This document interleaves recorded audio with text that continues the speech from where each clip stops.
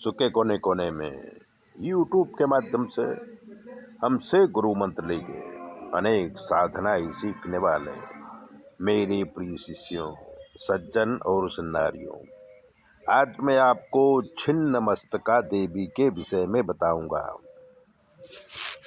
परिवर्तनशील जगत का अधिपति कबंध है और उसकी शक्ति ही छिन्न मस्ता है।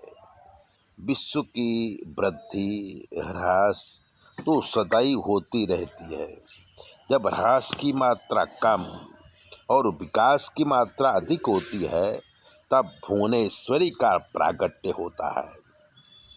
इसके विपरीत जब निर्गम अधिक और आगम कम होता है, तब छिन्न मस्तका प्राधान्य होता है।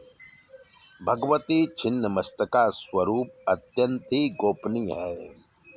इसे कोई अधिकारी साधक ही जान सकता है। महाविद्याओं में इनका तीसरा स्थान है। इसके प्रादुर्भाव की कथा इस प्रकार है कि एक बार भगवती भवानी अपनी सहचरी जया और विजया के साथ मंदाकिनी में स्नान करने के लिए गईं। स्नानोपरांत क्षुधाग्नि से पीड़ित होकर वे कृष्ण वर्ण की हो गईं। उस समय उनकी सहचारियों ने भी उनसे कुछ भोजन करने के लिए मांगा। देवी ने उनसे कुछ समय प्रतीक्षा करने के लिए कहा। थोड़ी देर प्रतीक्षा करने के बाद सहचारियों ने जब पुनः भोजन के लिए निवेदन किया, तब देवी ने उनसे कुछ देर और प्रतीक्षा करने के लिए कहा। इस पर सहचारियों ने देवी के से विनम्र स्वर में कहा कि माँ तो अपने शिष्यों को भूख लगने पर अविलंब भोजन प्रदान करती है, आप हमारी उपेक्षा क्यों कर रही हैं? अपने सहचारियों के मधुर वचन सुनकर कृपामयी देवी ने अपने खड्ग से अपना सिर काट दिया। कटा हुआ सिर देवी के बाएं हाथ में आ गिरा और उसके कबंध से रक्त की 3 धाराएं प्रवाहित हुईं। वे 2 धाराओं को अपनी दोनों सहचारियों की और प्रवाहित कर दी, जिसे पीती हुई दोनों प्रसन्न होने लगी और तीसरी धारा को देवी स्वयं पान करने लगी। तभी से देवी छिन्न मस्तका का नाम प्रसिद्ध हुआ। ऐसा विधान है कि आधी रात अर्थात चतुर संध्या काल में छिन्न मस्तका की उपासना से साधक को सरस्वती सिद्ध हो जाती है।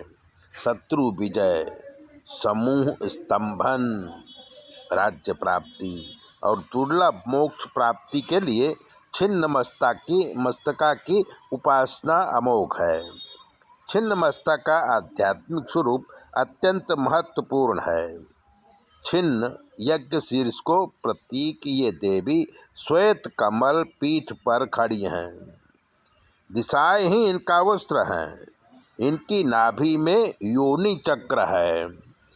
कृष्ण और रक्त गुणों की देवियां इनकी सहचारियां हैं।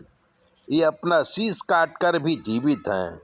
ये अपने आप में पूर्ण अंतर्मुखी साधना का संकेत है। विद्वानों ने इस कथा में सिद्ध की चरम सीमा का निर्देश माना है। योग शास्त्र में 3 ग्रंथियां बताई गई हैं, जिनके भेदन के बाद योगी को पूर्ण सिद्धि प्राप्त होती है। इन्हें ब्रह्म ग्रंथि, विष्णु ग्रंथि तथा रुद्र ग्रंथि कहा गया है। मूलाधार में ब्रह्म ग्रंथि, मणिपुर में विष्णु ग्रंथि तथा आज्ञा चक्र में रुद्र ग्रंथि का स्थान है। इन ग्रंथियों के भेदने से अद्वैतानंद की प्राप्ति होती है।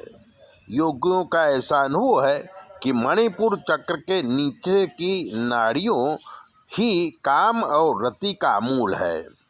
उसी पर छिन्न महाशक्ति आरूढ़ है।